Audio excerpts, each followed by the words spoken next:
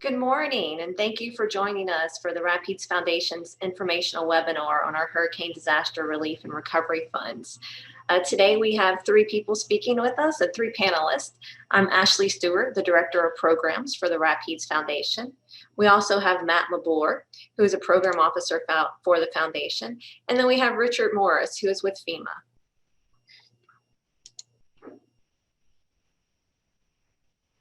And so first we're going to start off with just kind of an overview of who is the Rapides Foundation and what is it that we do. So the Rapides Foundation is a philanthropic organization that develops initiatives and provides grants to organizations that share the Foundation's mission to improve the health status of Central Louisiana. The Foundation's service area consists of Allen, Avoyelles, Catahoula, Grant, LaSalle, Natchitoches, Rapides, Vernon, and Wynn parishes. Our day-to-day work focuses on three strategic areas: healthy people, which we increase the access, to improve the access to healthcare and to support healthy behaviors; education, to increase the level of educational attainment and achievement; and healthy communities, to improve economic opportunities and family income and enhance civic and community opportunities. So this is only the third time in the Foundation's 26-year history that we have actually broke from our strategic grant-making framework to respond to an extraordinary event in our community. And so the first time was in 2005, when the Rapides Foundation released funds to assist with Hurricane Katrina and Rita. And then the second time was in March of this year, when we released funds to help nonprofits and faith-based organizations respond to COVID-19. And now here we are again in August and October with other extraordinary events with Hurricane Laura and Delta that moved through our community and caused great destruction. And so in response to that, we have created two funds: the nonprofit and faith-based Hurricane Relief Fund, which provides reimbursements to nonprofits and faith-based organizations for expenses associated with providing hurricane relief and recovery services. And then the Hurricane Disaster Long-Term Recovery Group Fund, which provides support to long-term recovery groups to fill the unmet needs of Central Louisiana residents caused by the Hurricane Laura and Delta. I did want to say that individuals cannot apply for these funding opportunities. Only faith-based, nonprofit, and long-term recovery groups are eligible to apply. If you are an individual that needs assistance, please call 211 and they can help direct you to resources and programs in your area for help. So the agenda for today is that we're going to review the sections from the request for applications, which can be found on the Rapides Foundation's website under grants. So we're going to go through the eligibility section, the funding guidelines, and the application section. Richard from FEMA will also share some information, and then we will review the request for proposals for the long-term recovery group. And so first we're going to start with the nonprofit and faith-based Hurricane Relief Fund. And so an overview of how we got here is that nonprofits and faith-based organizations are often the first groups providing immediate relief services to communities. And often these services are provided at an unexpected cost to those organizations. Funds will be reimbursed for nonprofits and faith-based organizations for expenses associated with providing hurricane relief and recovery services. The eligibility guidelines is they have to be a 501c3 tax-exempt organization. Churches may provide articles of incorporation if they do not have a tax-exempt classification. They cannot be a private foundation under Section 509A, and they must be located and providing services within the Rapides Foundation service area. Municipalities and government organizations are not eligible for reimbursements under the Relief Fund. The next section that we're going to cover are the funding guidelines. So funds can be used to reimburse nonprofits and faith-based organizations for hurricane-related expenses incurred by providing relief services to individuals and families. Because we're focusing on that immediate response, purchases must be made between August 28th, 2020 and November 1st, 2020. Organizations may only apply for funding once. So this is important when Matt goes over the application process, that you need to make sure that you have all of your receipts together when you submit that application. Awards will have a $500 minimum and a $5,000 maximum. And applications will be accepted on a rolling basis, and funds will be available through January 29th, 2021, or as long as funds are available. Allowable expenses include, but are not limited to, food, water, tarps, gasoline, cleaning supplies, personal items, bedding, clothing, equipment, and facility and sheltering costs such as utilities. The final determination of allowable expenses will be up to the Rapides Foundation staff. If you have any questions on what is allowable and what is not, please do not hesitate to contact us. So the next section we're going to review is actually the application process. And for that, I'm going to turn it over to Matt. Hey, everybody. Thank you so much for joining us this morning. As Ashley mentioned, my name is Matthew Laborde, and I'm a program officer for the Rapides Foundation. And these two grants we're going over today are actually going to be falling under my programs. So thank you so much for joining us today. As Ashley mentioned, these applications are going to be accepted on a rolling basis, which is atypical for a lot of our programs. But the application period will only be for receipts that are incurred between August 28th and November 1st. Reimbursement requests are only going to be accepted through the Rapides Foundation online portal. We are planning to review applications every Monday between now and the end of the period, and we will let you know by the end of the week if your application has been awarded. So be sure to check your email at the end of the week to get those, and then we will mail checks out the following week once you get that notice of award. So as I mentioned earlier, applications are only going to be accepted through our online portal. So whenever you log in to the portal, and I'll post a link in the chat to it, you'll be taken to our online page where you'll need to create an account and then start your application. So for all the information here, we'll need your applicant organization information. Luckily, all of that is required, so yeah, that'll definitely be in there. We need you to make sure that you have updated contact information for a key personnel person in your organization that we can reach out to if we have any follow-up questions or anything like that. We'll get into some templates a little bit later, but we will need documentation of all of your expenses that you had between that August 28th and November 1st date.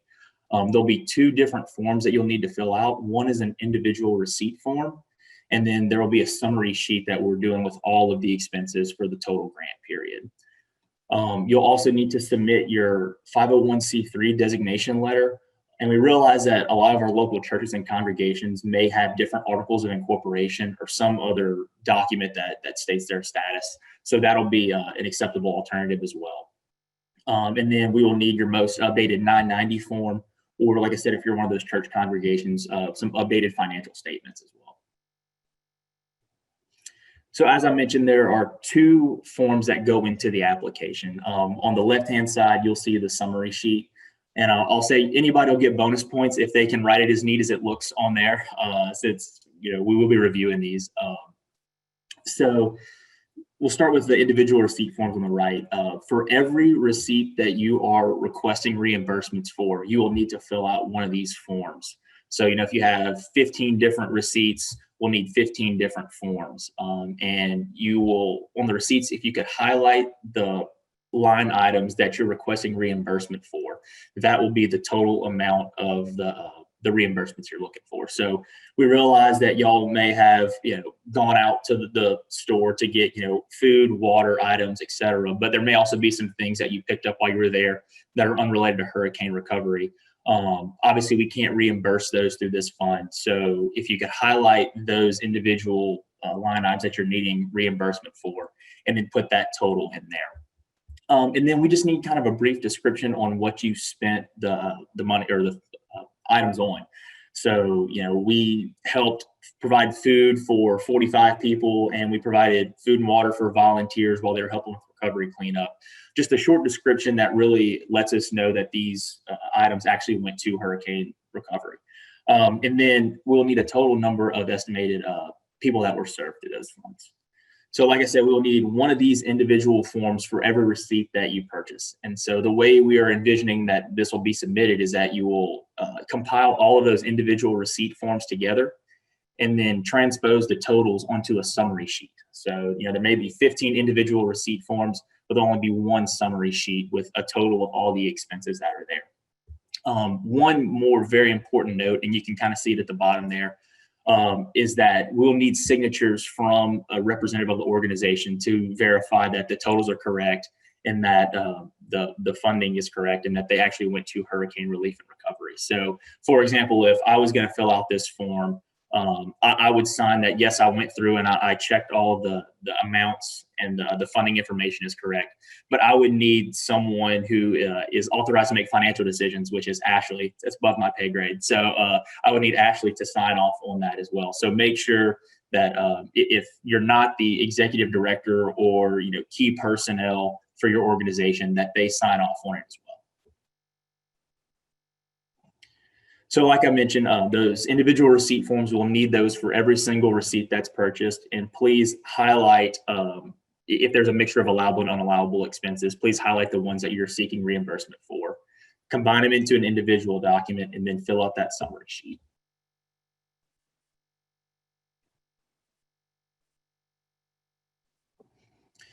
And so I think that pretty much wraps up that one specific fund. Does anybody have any questions? You can post in the chat or the Q&A below, and we'll try to get to those.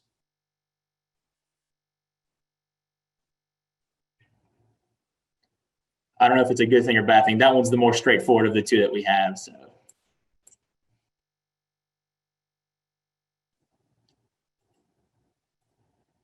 And I will go ahead and post in the chat here as well links to the key documents as well as to the grant application form.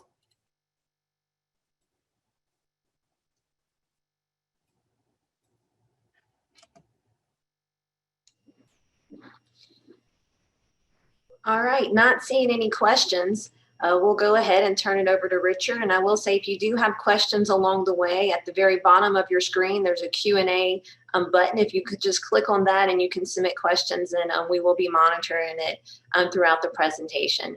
And so I'll turn it over to you, Richard. Hi, thanks, Ashley.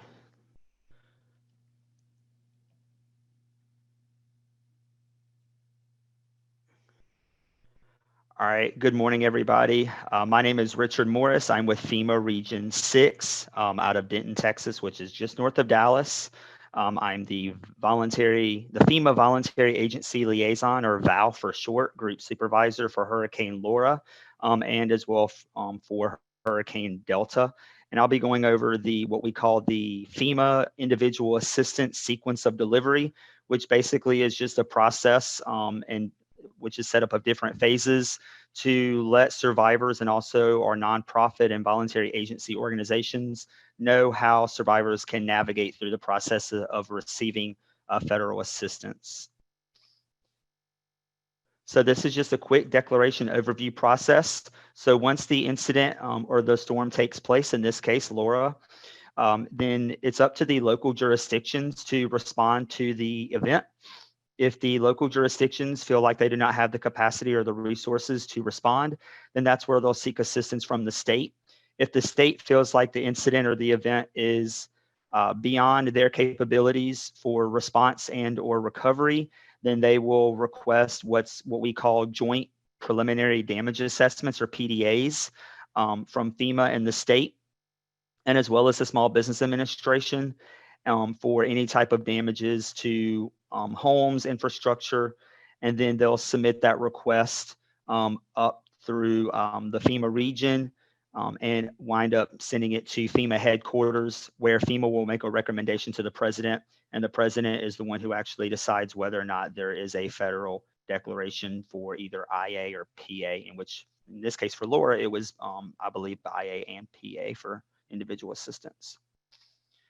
So this is just a quick snapshot of the IA sequence of delivery. I apologize if it's small. The next slide has it actually a little bit bigger, but this is just kind of a snapshot of our of the sequence.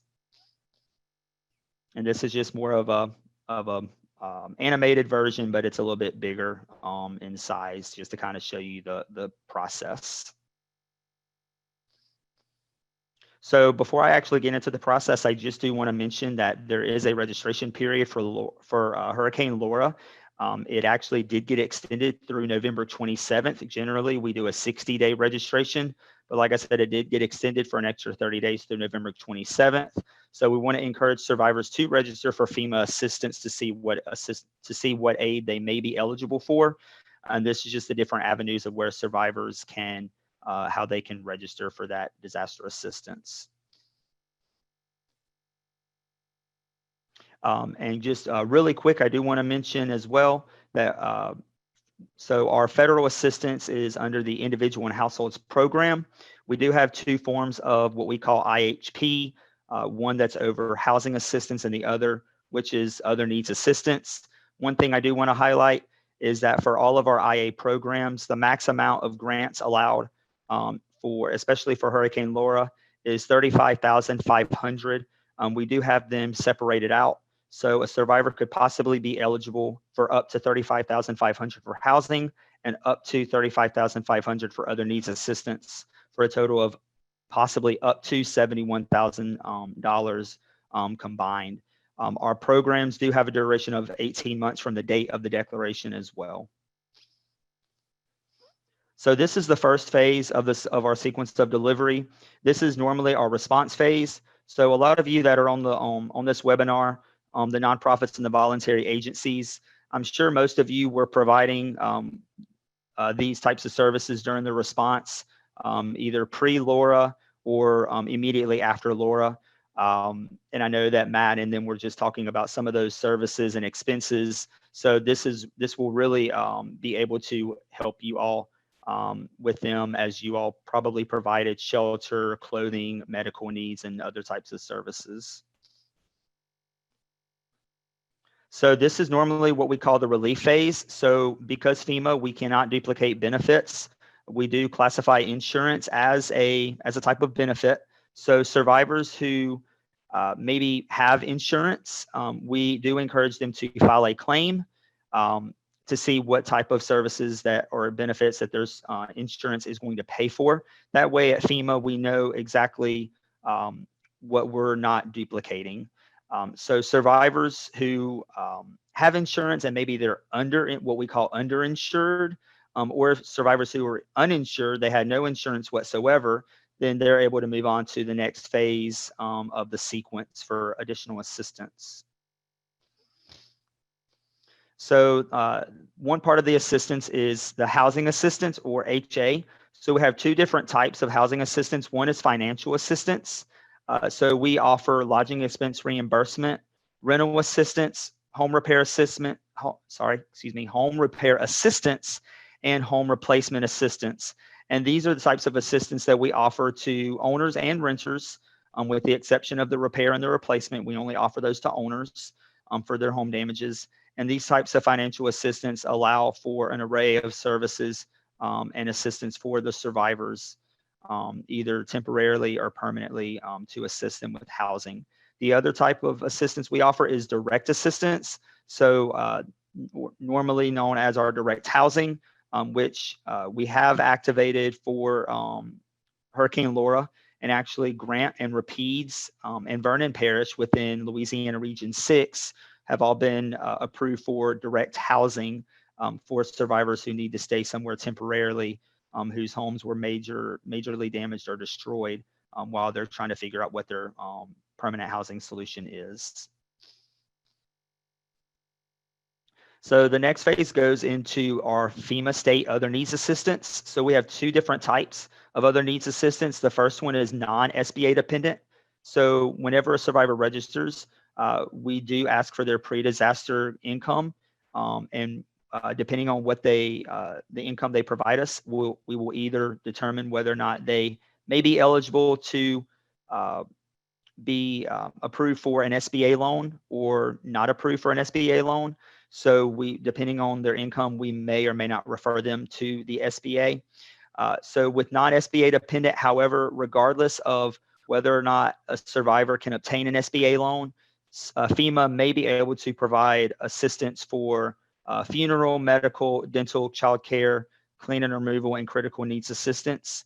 The only thing is that we have to be mindful. We cannot duplicate. So some of these may require insurance documentation that the survivor would need to submit in order to make sure that FEMA is not duplicating benefits with their insurance. So like I just mentioned with the Small Business Administration, they do help with small businesses, but also during disasters, they provide low interest loans for homeowners and renters. And so owners can get up to $200,000 for their real property. And then owners and renters can actually get up to $40,000 for their personal property. So again, once survivors register, if it's determined based upon their income that they may be eligible for SBA, then we will refer them to the SBA for a possible loan. And then if they're not eligible after they meet with the SBA, then they'll be referred back to FEMA, which kind of goes into this a little bit, where those survivors who were referred, we call them SBA dependent other needs assistance items. So basically, this just means that FEMA aids with these items if the applicant applies for SBA and they're either denied, or maybe the SBA is only giving them a partial loan and that amount is insufficient, and the survivor needs assistance with personal property or transportation. And so we want to encourage those applicants who are referred to SBA to apply, because they actually could get denied, as the SBA has different criteria as for who is eligible and who is not eligible. So after all of that, we go into the unmet needs, which again includes a lot of you all on the webinar, I'm sure, with the voluntary agencies and nonprofits, and probably a lot of the local churches and the faith-based groups that are involved in recovery. So if a survivor has received the max amount of assistance that they can from either the state, federal, FEMA, or the SBA, and they've exhausted all of those resources, but there's still an unmet need for the survivor, then we can refer those survivors to you all at with the local voluntary agencies, including Samaritan's Purse, American Red Cross, the Mennonites, and other local, state, or national nonprofits that are on the ground and in those areas. And this is where the long-term recovery groups who provide those unmet needs resources for those survivors really come into play, as you all are the ones that are on the ground and able to assist those residents, and also to make sure that they're not duplicating services or benefits from survivors that may not have exhausted all resources from the state, federal levels. So these are other organizations that can provide assistance, whether it's the Army Corps of Engineers, IRS, HUD,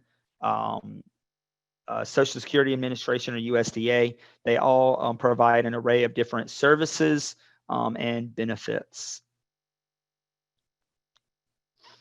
So this is just a quick, cute little snapshot just to kind of show the little man going through the net. And that just kind of describes survivors navigating through the process in order to get to the long-term recovery group for unmet needs. So I'll open it up for any questions. This is my contact information. I will just quickly mention that I do have FEMA VALs that are out in the field who are working with the local nonprofits and long-term recovery groups and other voluntary agencies and partners to try to get long-term recovery groups set up in those areas to assist the residents. And feel free to either, I guess, put it in the chat if you have any questions as well. Thank y'all so much.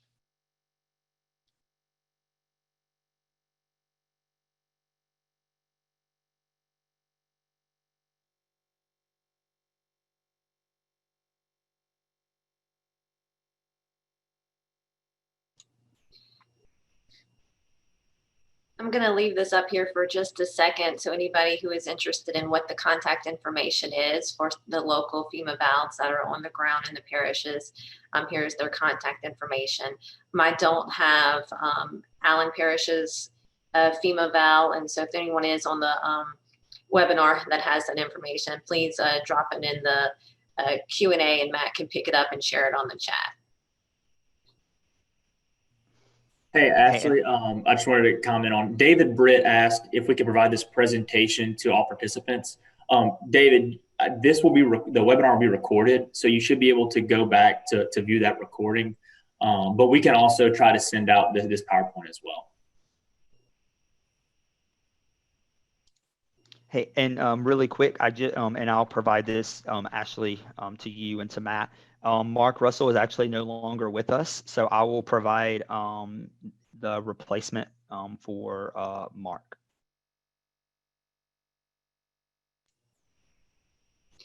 Thank you. All right, if we don't have any questions, we'll move on to the next part. So one of the main reasons that we asked Richard to join us for this conversation is that we really wanted all of the participants to understand all of the programs and resources that are available through FEMA.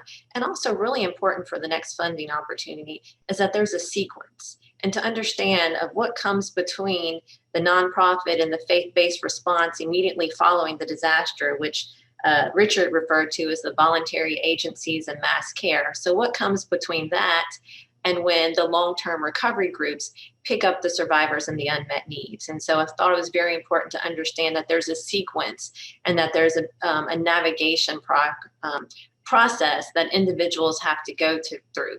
And so as we go through the long-term recovery group fund, you'll see that we talk about case management and really talk about how all options should be exhausted before they get to the long-term recovery group. And so there are a lot of programs out there and a wealth of options for survivors and individuals. Let's see.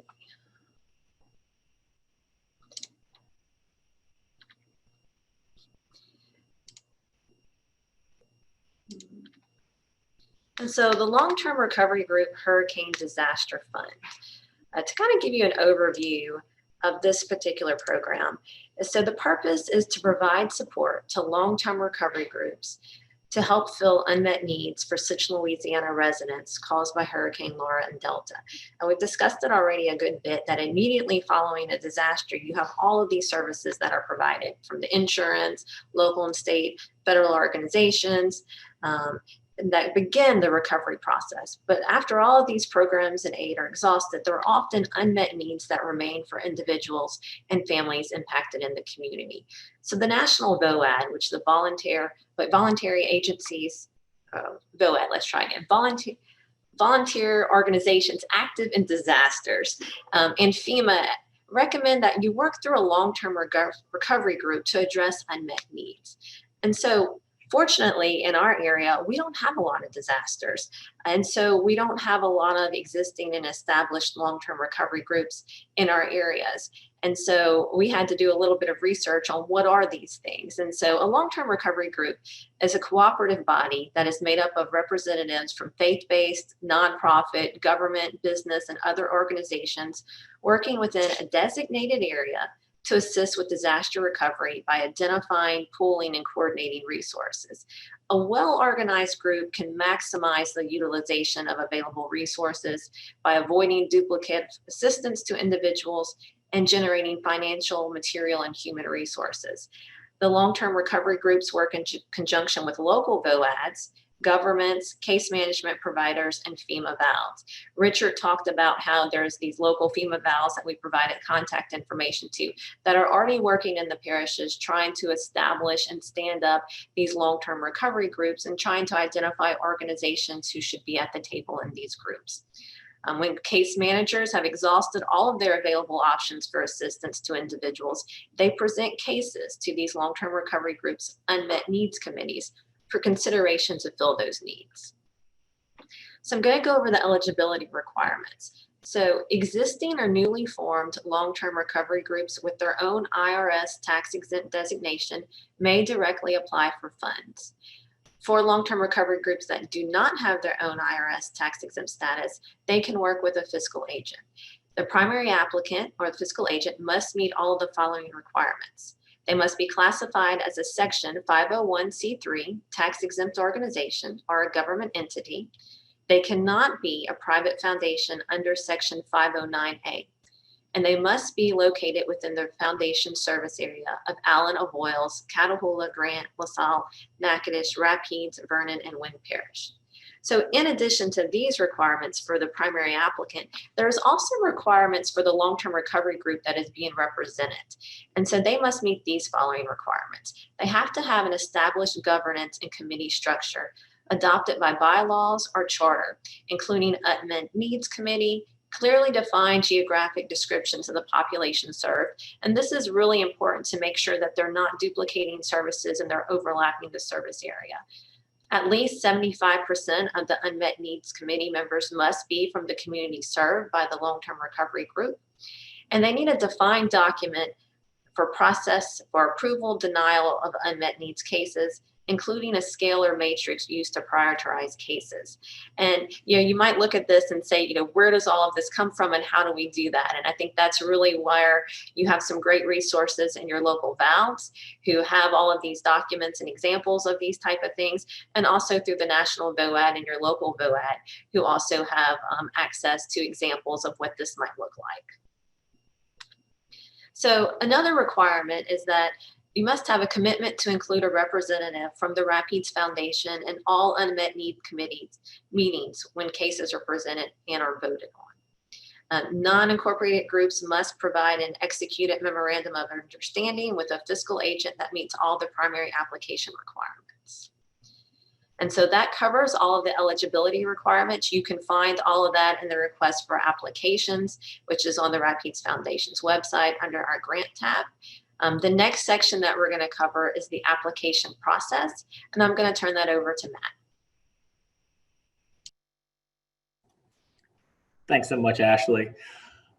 So for this grant fund, it's a little bit different than the one we just went over, where it's more of a two-step process for drawing down funds. So for the long-term recovery fund, an organization has to submit and have an approved application before they are eligible to receive funds to distribute out there.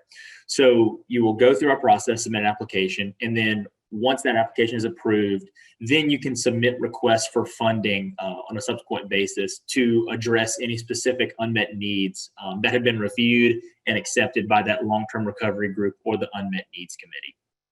So we will be taking applications on a monthly basis all the way through November 1st of 2021. And so that's something to kind of stress here, is that this is focusing more on the long-term impacts of these storms and not the immediate, relief period of it. And then just like our previous fund we just went over, applications are only going to be accepted through our online grant portal, which you can find on our website. So let's get into what the application actually goes into an application. So this is where I actually kind of touched on it, that you have your long-term recovery group, and if that group has its own IRS tax exemption, then they can go through and fill out all their documentation, and it's fairly easy. But if they do not have that IRS designation, then they're going to have to partner with a fiscal agency to be able to actually receive and draw down the funds. So whenever you log into the application page, it'll be the organization information is for the fiscal agent. That's the primary agency that we're going to be distributing funds to. In addition to that, you're also going to need to provide some information on your long-term recovery group. So that'll be a key contact person for the group. And then you'll have to provide all of that same information for the fiscal agency as well. We just want to make sure that we have contact information for everybody that's involved in the process, so we can easily get back and forth with anything that comes up. So that's all going to be completed in the online grant portal. And just like the last one, those are required fields that you will have to fill out. So it makes it pretty easy.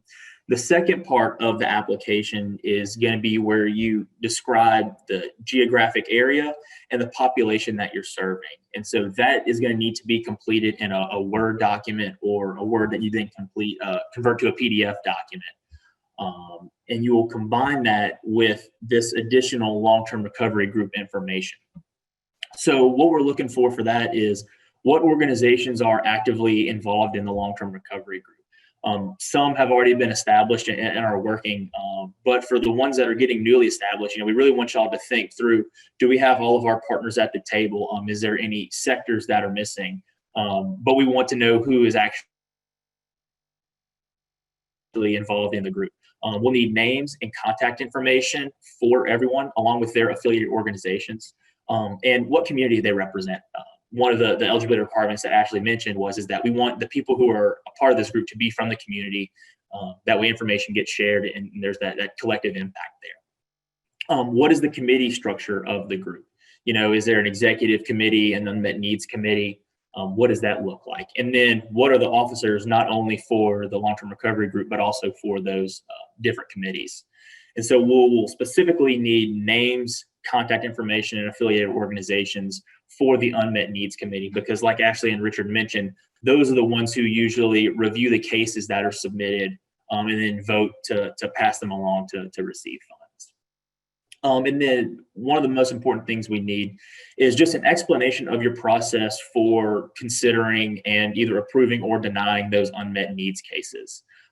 Do some places or do some individuals have priority over others?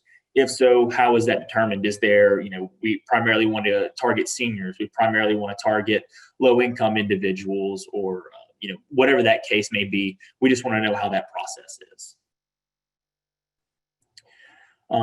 So the previous things we just mentioned, the community context and the long-term recovery group information will need to be a single Word document or PDF document that'll be uploaded into the portal. Then separately from that, we will need separate attachments as well for the things you see on your screen. So we will need a documented memorandum of understanding between the long-term recovery group and the physical agency, if that's not the same organization. And then we really want you to get any letters of support from the long-term recovery group's organizational members.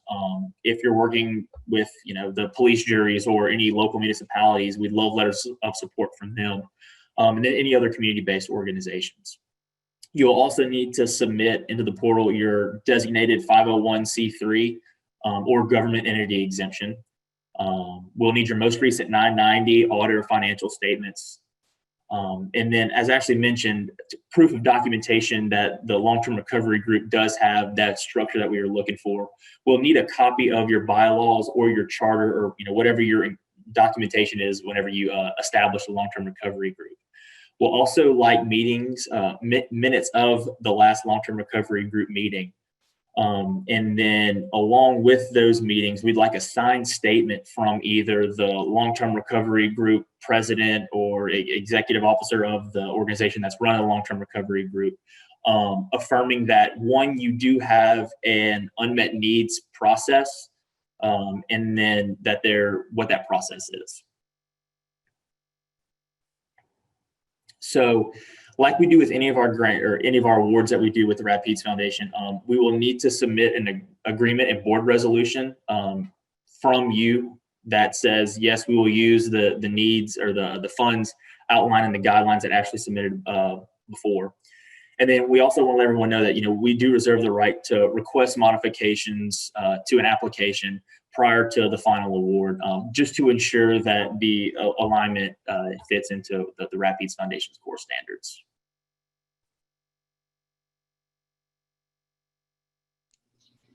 All right, thank you, Matt. I think that covers the application process. And now we're going to move into actually what the funding process is. Like Matt said, this is a two-part process. The first is the application, where you're just submitting the documentations and to show what your structure is and to show that you have an established long-term recovery group. After you submit that application, if it is approved, then you will be provided a request for funding form so that you can actually request funds on a monthly basis. So it's almost like establishing a line of credit. And so the request for funding forms will only be accepted through the Foundation's online grant portal, and approved applicants can continue to request funds through December 15th or as long as funds are available. So we encourage you that although you are not going to have probably see cases and hear cases for quite a while, because all of the individual survivors should go through that sequence of services and sequence of delivery that Richard talked about before it gets to your unmet needs committee. And so, but we encourage you to go ahead and fill out that application once you get your structure in place and once you have your committee members in place. So then when you do hear your first case, you have already been approved, and all you have to do is fill out the request for funding form and can receive those funds. And you can do that on a monthly basis. Requests for funding forms will be reviewed on the 15th of each month, and payments will be made the following week. And just like the application, requesting for funding forms will only be accepted through the Foundation's online grant portal. And so the actual guidelines for the funding is funds are to be used to fill unmet needs that remain after case management and the long-term recovery group has exhausted all options. Funding can only be used to meet needs caused by Hurricane Laura and Delta. And use of funds are intended to be directed and prioritized by the long-term recovery group unmet needs committee. And so so although you might be working with a fiscal agent, the fiscal agent is just a pass-through of the money and just basically a bookkeeper for you. It's the long-term recovery group and the unmet needs committee that is supposed to decide what cases they will and will not work on, and to decide what they need funding for and what they do not need funding for. So the maximum amount that can be spent from the fund to assist any individual household is $5,000. So when you fill out the request for funding form, you might have several different households and cases that you're submitting for funding, but each household can only request up to $5,000. All requests for funding must be linked to a case that was identified, vetted, and documented by a case management provider and presented to the Unmet Needs Committee. And so what this means is you can't just have an individual who has some needs approach the Unmet Needs Committee for assistance. It needs to go through the vetted process and through the case management system to ensure that you're not duplicating services and to ensure that they've been able to take advantage of all of the available services that are offered through FEMA and other agencies. We didn't talk a lot about case management and what that looks like, but FEMA actually provides a grant to the state to provide disaster case management in all of the parishes that were declared disasters. And so what these case managers do is they actually get a list of all applicants that applied to FEMA, and their job is to go through that list and determine, are there still some unmet needs? And if not, they can close out those cases. If there are still some needs, they try to see if they can navigate them back through that process. Do they need to appeal for some of the programs? Do they need to move on to the next sequence and got stopped somewhere and didn't know that there's another thing that they can go to? So they help navigate them through that process.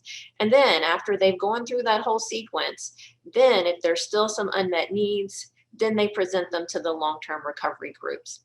And so the long-term recovery group's job is to hear the cases from the case management. These cases have been vetted. They will present information as what was the damage, what resources have they already been provided, what insurance was covered. It's a very thorough process that the case managers go through to help these individuals. And so by the time it comes to the long-term recovery group, it's been very well vetted, and the case manager can say, this is what's left and this is what this person still needs.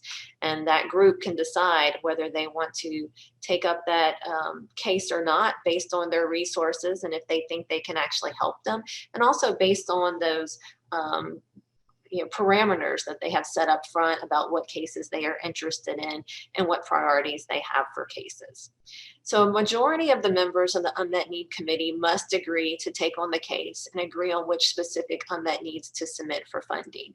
And these are just guidelines for cases that you're going to submit for funding requests. If you're not submitting a request for funding to help the cases, then that you do not have to follow these guidelines. Funds cannot go directly to hurricane survivors.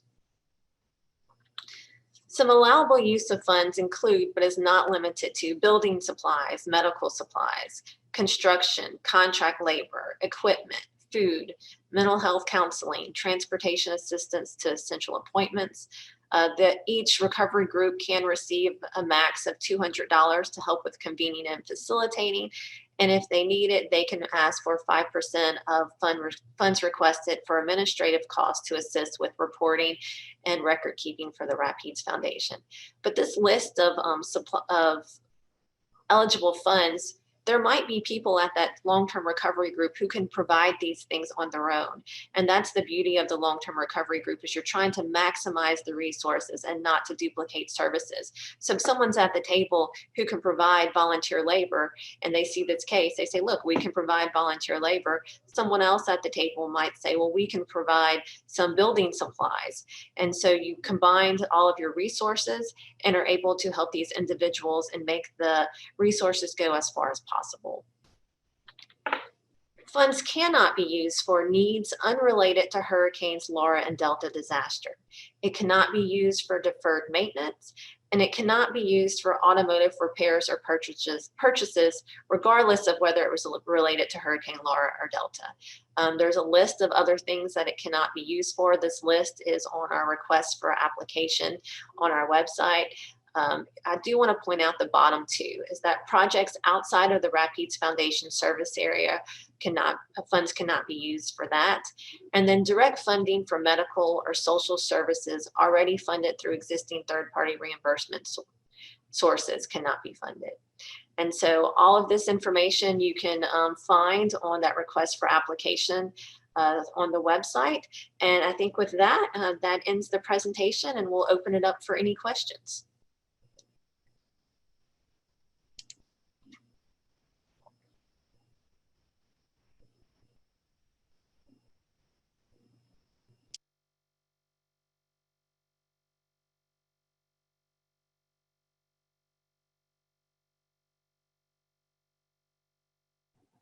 You must have done a good job explaining everything. We don't have anything in the chat. Yeah, I will say Matt has posted links in the chat to the website so that you can review that request for application if you haven't looked at it already. He's also posted links to various things, so check out that chat box for some additional information. So David Britt asked, if the physical agent has other funding sources, will those sources be considered a part of the $5,000 max for an individual household? No. Yeah, Dave, that's just for individual cases from the Rapides Foundation, or individual funds from the Rapides Foundation.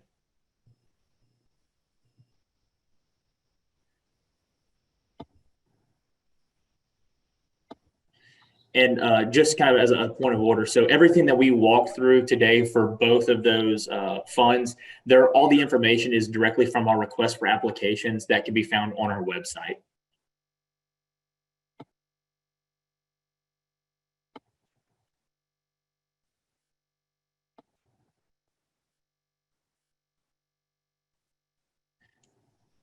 Yep, it doesn't look like we have anything else in the Q&A or the chat.